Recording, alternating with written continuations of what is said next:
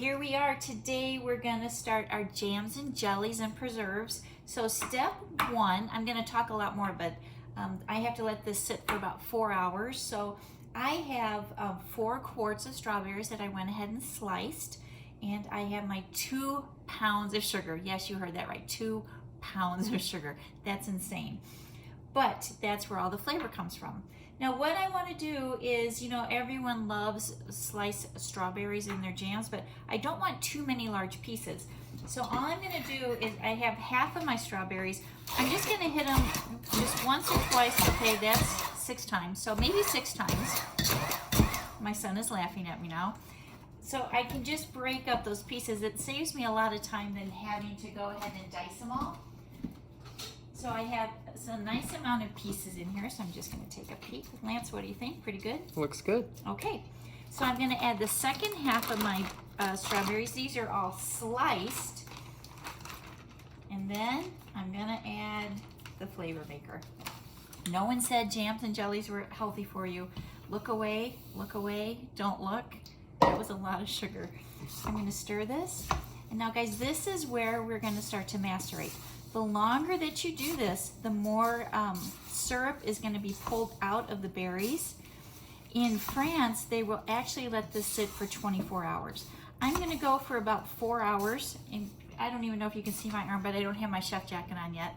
So I am just going to stir this. And then I'm going to put it in my fridge and let it sit for about 4 hours. And then I'm going to come back and I'm going to talk about how to thicken this, how to do the canning process, how to sterilize our jars. So we'll be back on the flip side in about 4 hours. We're back. So it's been a couple hours. Lance, if you wouldn't mind, come zoom in on these strawberries. Look at what a difference that is. You can see, the first thing you can notice is the beautiful vibrant color that's happened. Sugar does that. Sugar's a preservative, so it brought out the color. Look how much moisture has been brought out of the fruit. So in order to make a beautiful jam jelly, what we need are 4 main ingredients. The first one is fruit. What you want to try to do is use fruit that's at its peak of season. If you can't, guys, then please use frozen, because frozen has been processed minimally and it was picked at the height of season. The last thing you would want to do is use canned fruit. Canned fruit has, the fiber has been broken down so much, and normally canned fruit has a lot of syrup in it, so we don't want it too sweet. You saw how much sugar is in this already, so it's pretty sweet. The second thing we need, obviously, is sugar. So sugar, again, is a preservative. It's going to bring out the sweetness. And then we have acid. We need some type of acid. So what a lot of chefs will do is they're going to use just a little bit of lemon. You could use passion fruit, you could use lime, but this will help counterbalance the sweetness of the jam. And the last thing that we're going to need is some kind of thickening agent. Now, most fruit has a natural thickener called pectin, P-E-C-T-I-N. Pectin is found in citrus peel. It's found in unripened young apples in the peel, or we could use agar if we had to. Or you could use gelatin. The downside with gelatin is, since gelatin is derived from animal products, it doesn't really seem like it's a natural fit for a jam or a jelly. So we're going to pull out the natural pectin from a strawberry. Strawberry is a little bit lower on the chart in pectin, but my citrus peel is going to have a lot of nice pectin in it, and I want a little bit of the lemon in. So I'm actually going to just add lemon halves to this, and I'm going to keep the peel. Most people, when they see juice of 1 lemon, they're just going to squeeze the lemon and forget about the peel. But because I want my strawberry jelly to thicken up naturally, that's why I'm going to keep this in. Now, obviously, I washed this first. I didn't use soap and water, just a little hot water. You could blanch it if you wanted, so that would be having a pot of boiling water. You just submerge it in that boiling water for about 15 seconds, and then you pull it out. What we want to do is remove any wax that's on the lemon or the lime, because that would melt the wax off, so then I have a completely natural product. Okay, so again, in my bowl, I have my berries, I have my sugar. Remember, usually the sugar is 2 to 1, 2 parts sugar to 1 part fruit. I have my acid from the lemon, and I'm going to get my natural pectin, and that's my thickening agent. So this is macerated. I see us in class, because we're going to get a lot of fresh fruit, I see us doing the macerating right before we go home on Tuesday, and then we'll let it macerate actually almost 48 hours, and then we'll come back on Thursday and do the simmering and the canning. So we'll see how that goes. We're going to come over to the stove. What we want to do is just pour this in. Hopefully we don't splash it everywhere. And because it sat for so long, you can see I don't have any clumps of granulated sugar in my bowl. I'm going to turn this first to low heat. I need it to bring it to a boil. And then once I get to the boil, then I'm going to simmer it. Classically, this should only have to simmer about 20 minutes. During that 20 minutes, I'm pulling out the pectin from the lemon, and if I had a fruit that was high in pectin, it would come out naturally. But what I'm really looking to do is to evaporate out any excess water, and that will thicken the gel. Now, we learned in Baking Fundamentals 1 about the importance of gel when we did pies. Remember, gel is where all the flavor is carried. Gel is what binds the fruit and the moisture together, so we want a beautiful gel. We're not just going to trust that in 20 minutes my gel is perfect. We're going to do a little bit of a swipe test. We're getting good at swipe tests with our mousses, and then we'll double check, and that's called checking for set, S-E-T. So when I check for set, I'm chilling off the liquid very quickly so that I can see how thick my gel is. Now, if I were doing some conserves, then I would have a lot of spices in here. If I was doing apple butter, I would have spices in the gel. And again, the gel is what supports the weight of the sugar, the flavor, and all of the spices. So I'm just going to let this go. I'm going to come back in a second and check this. I don't want it to be at a full boil for too long because I don't want to scorch it, because you saw how much sugar's in there. So I've sliced the strawberries. Remember, I mashed up half of them so I can get a little, not too much texture. I put in my sugar, 2 to 1. I let it macerate, and then I came back, I put in my acidity, and now I'm slowly going to simmer. Now, if we come a little bit to the left, you can see I'm getting my my sanitation station ready because I have to sterilize my jars. Now, in class, we have these beautiful jelly jars. I'm just going to scooch right in here. This is what they look like. They are a 2-piece jelly jar. Now, these are a little bit more modern than those ball jelly jars. Those are the ones that have the little rubber collar to them. And that takes a little bit more precision because we have to boil everything with that rubber jar in it, the rubber lid. So the first thing I want to do with these guys, these are beautiful little 4-ounce jars, and they have a nice little gold lid to them. The first thing we have to do is just feel the tops. I want to make sure, this is tempered glass, I want to make sure that I don't have any chips that would be in here, because during the boiling it might make a crack go all the way down. But these come to us clean, but you know what they don't come? They don't come sterilized. So we want to make sure we don't run the risk of any bacteria getting into here, so I am going to have to sterilize these. We actually have to sterilize these twice. The first before we fill them, and then we're going to sterilize them once the jam and jelly go in. So I'm checking these. I think I'll probably only get 2, 4, 6, 8 out of this batch. So I checked my 8. I'm going to drop it in.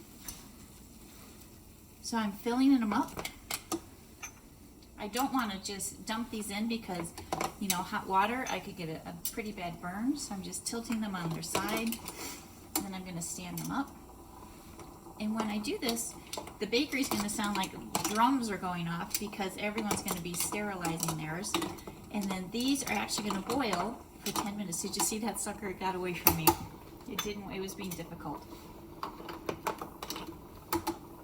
I want to make sure that these are completely submerged. So make sure after you fill them and stand them up that the water level goes above your jar. So these are going to be good. And now 10 minutes, guys, so I'm going to set my mental timer. Now, if I look at my lids, stay right there, Elle. That's what I call Lance, LJ, right? These are our lids that we have. So these actually, they don't have to be sterilized first, because after they're filled, any heat that would be trapped on any bacteria would be killed from the second boiling. But that was a tongue twister. I'm sorry if I got a little tangled up there. So you can see these are just a simple screw-on. What you want to make sure is you just twist it until it doesn't twist anymore. You don't want to go over it, because then you'll break the seal. Because if you're pretty strong, you'll want to keep twisting, twisting, twisting, and eventually you'll go past this little line, and then I would end up breaking the seal, and then water would get into my jam. Okay, so here we go. We're at 10 minutes. We've only been in here 2, so we have about 8 more minutes. My jam hasn't even started to simmer yet, but Lance, isn't that a beautiful color? Yeah, it is. Yeah, it is. You're gonna like this. We should make some scones. You guys, do you remember what scones? Biscuit method for scones. Okay, so Lance is giving me that look. So anyway, I am just gonna take a time out here. I'm gonna let this come up to a simmer. I'm gonna let these go 8 more minutes, and then we'll come pull them out, and then we'll take it to the next step. Let's check our jars. They are ready. So what I need you to do is tip them on their side, let the water drip out, and then upside down on clean paper towels. Now the nice thing is you can sterilize these a week out. It doesn't matter. Just keep them upside down.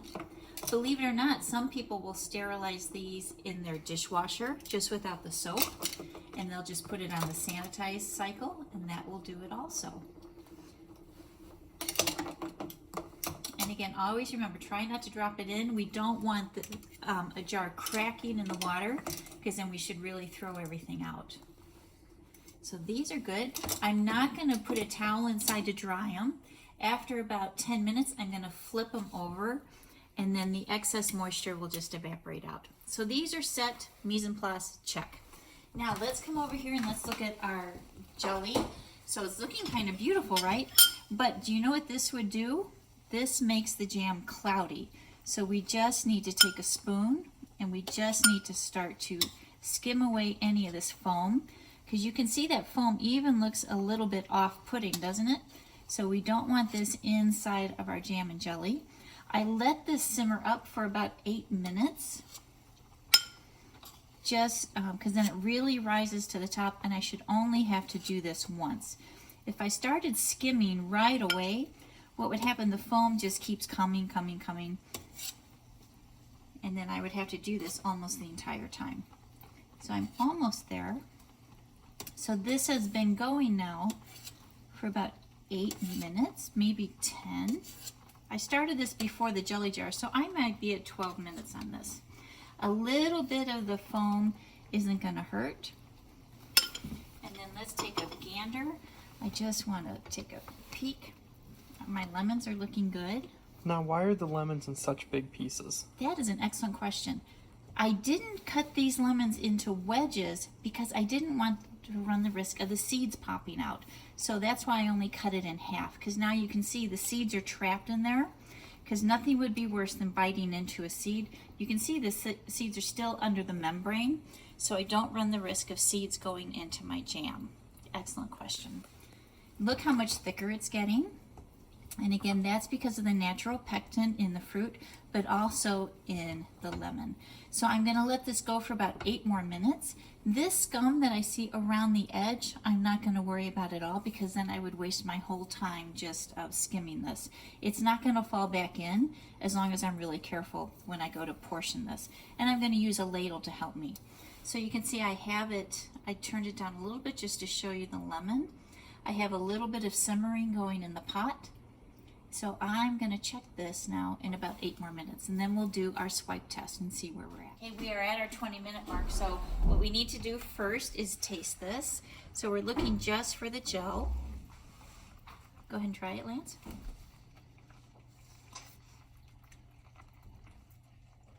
What do you think? It's good. I think it's good. Sweet enough? Yes. Okay, so I'm going to pull out my lemon. Look, seeds are still in there. Can you see those seeds, Lance? They did not come out at all. Mm-hmm. Okay, what we want to do now is we have to check for the swipe test to make sure that our gel is nice and thick. So I'm just gonna turn this down. I'll be right back and just show it simmering. We're at a mini commercial break. So what we wanna do is we'll always have a frozen plate. The plate, since it's frozen, is just gonna pull all the coldness out of the gel within about 10 to 15 seconds. So I'm just putting a little bit on. You'll notice I'm not getting any pieces of the fruit because that would just pull the gel and then it would give me a bad positive read. So this is, again, we want it about 15 seconds. I'm gonna tilt the pan and then I'm gonna do the swipe test. So after I do that, I don't want to see this line run into it, and you can see it's still flowing. So that would lead me to believe that I didn't have enough pectin into my jelly. So what we're going to do is come on over, and I have a little bit of pectin and some granulated sugar. Now what we have to do is anytime we add a thickening agent to something hot, we need to make a slurry. In the culinary world, there's a wet slurry, which is what you do with cornstarch and flour. And now we're going to do what's called a dry slurry. A dry slurry is 2 to 1, so it's 2 parts sugar to 1 part thickening agent, and this is just apple pectin. What we're trying to do is just prevent this from clumping. So the granulated sugar coats the pectin, so the minute it goes into that hot liquid, it won't start to clump up. It would be very much just like having lumpy pastry cream or lumps in your gravy. But this is again called a dry slurry. So we're going to come back over, and whenever you put in a slurry, we want to make sure that we whip it. So I'm just going to sprinkle this on top. And pectin, just like agar, we need to bring it back to the boiling point. So I've just whipped it to make sure that we don't have any lumps. Now, if at any point you have to start your production cycle, stop it, I'm sorry, I could put this in the cooler, and then the next day I could come back, bring it to the boiling point, and then again, I would check for set. You're always gonna have to check for set, and before you're gonna want to start to put these in the jars, I'm gonna say, did you check for set? And you're gonna go, oh, did I? And then I'm gonna say, go pull a plate, and I'm gonna make you check for set in front of me so that I can always make sure it looks like it. So we have that to the boil. I'm going to grab my plate again.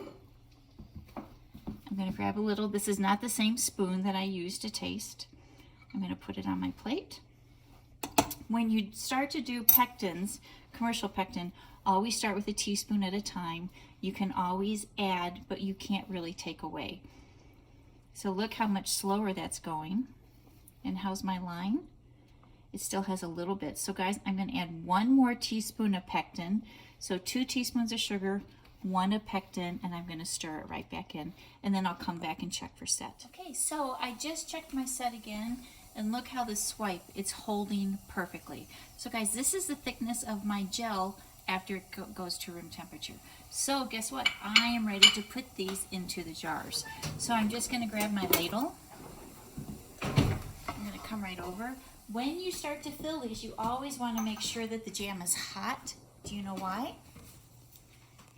Hot jam will eliminate any air pockets in the jars, and air pockets are where bacteria can start to build up.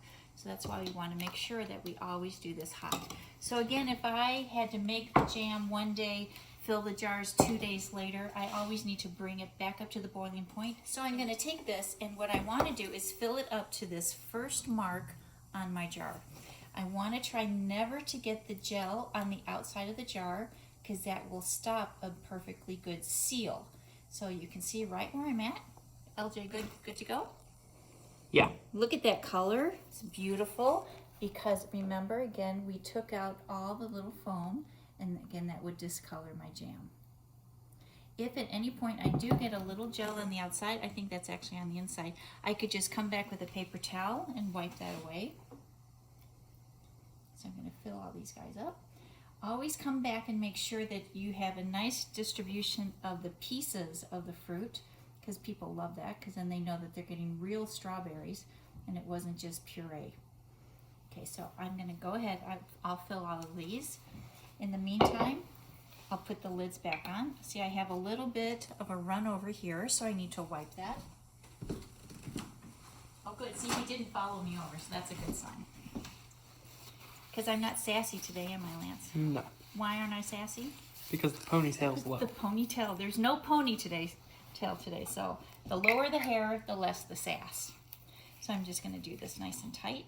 Now this jar is quite hot, so try not to burn yourself. You can do this with a hot pad if you want, but you know, we're pastry students. We have to learn to take the heat. Okay. And then what I have to do now, sorry about that, we had construction zone, dogs were going crazy. So they are put away, I got all my jars filled, so now what we have to do is re-sterilize everything. So we're gonna come back to the water. Lance, I'm sorry, LJ, I just have to grab my tongs. Mise en place was a little off. I'm just gonna drop these right into the water.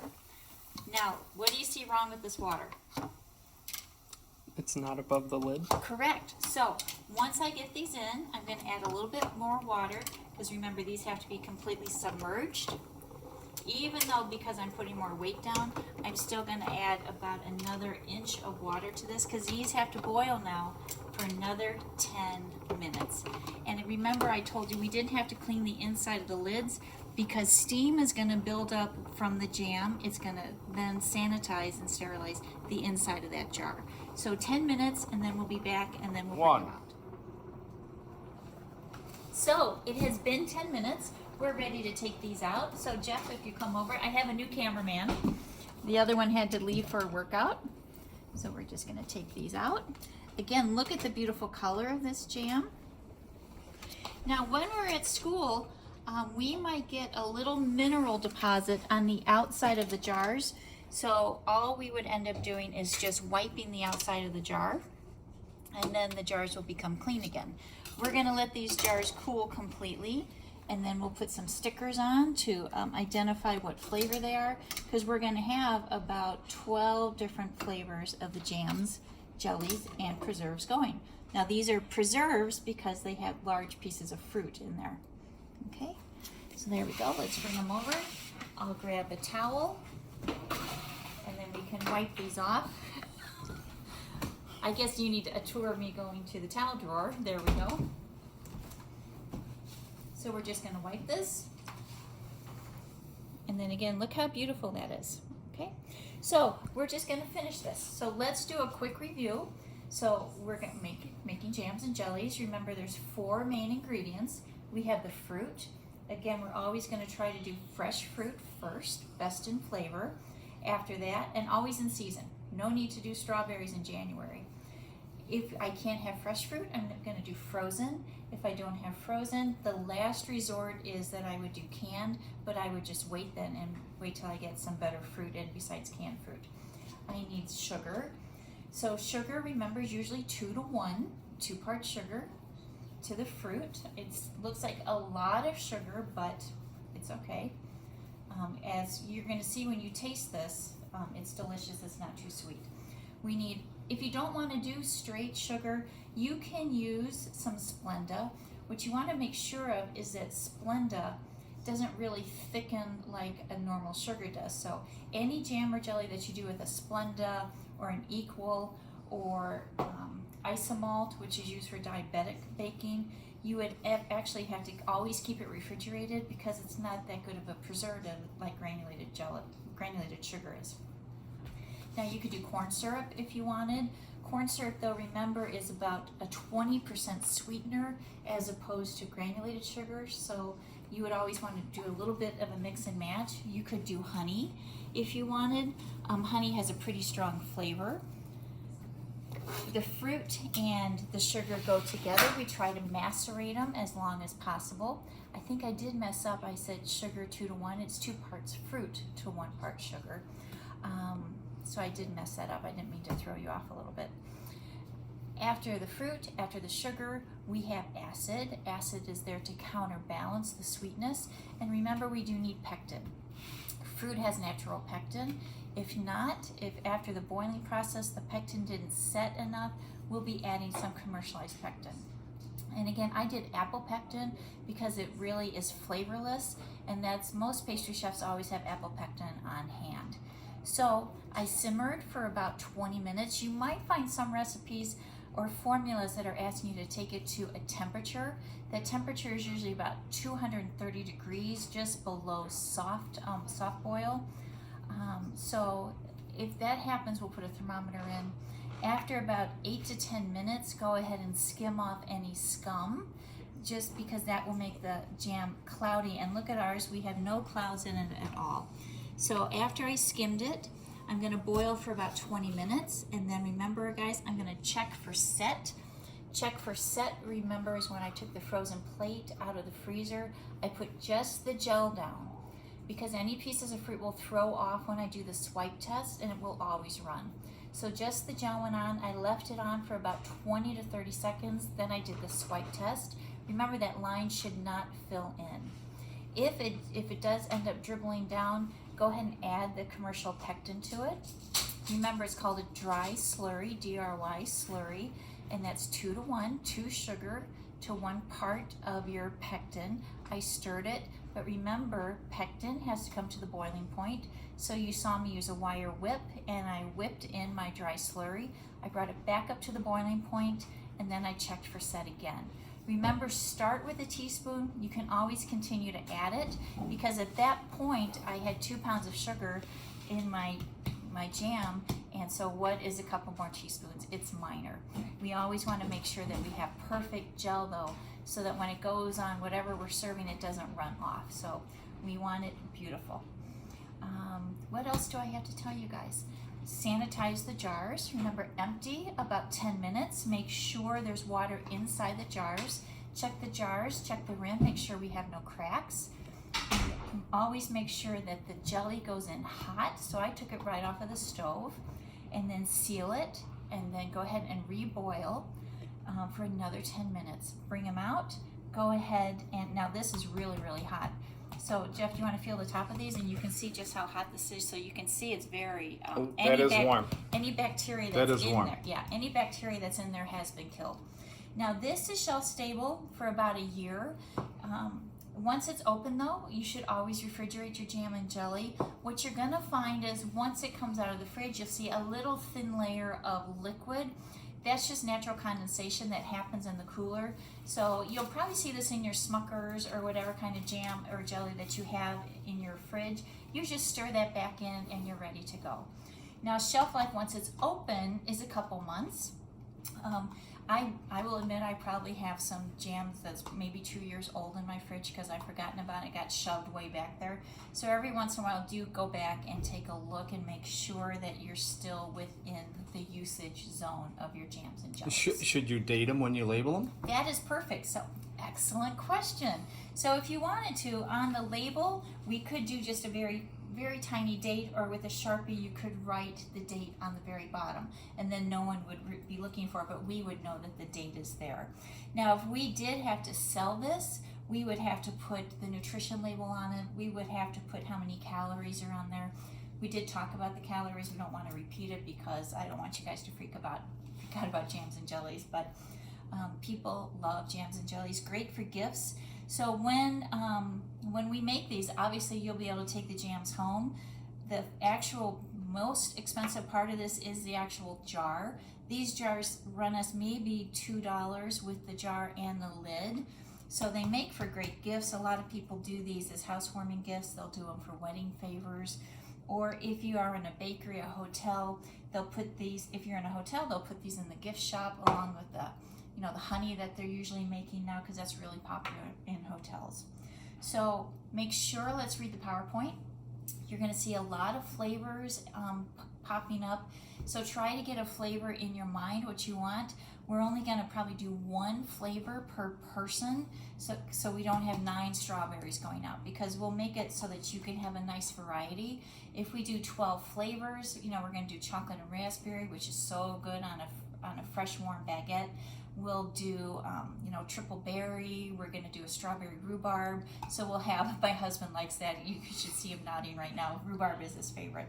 So we'll make sure to bring him home one. It'll cost you $1 though, Jeff. Okay. I'll buy the jar. Okay, he's good for it.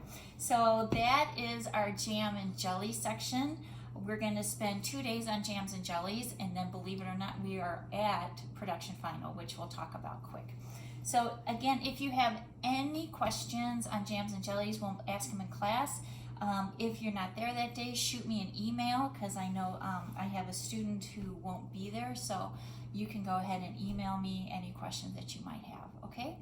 All right, so beautiful. Can't wait for you guys to do jams and jellies. It's usually people's favorite topic that we're gonna do. Okay guys, see you in class.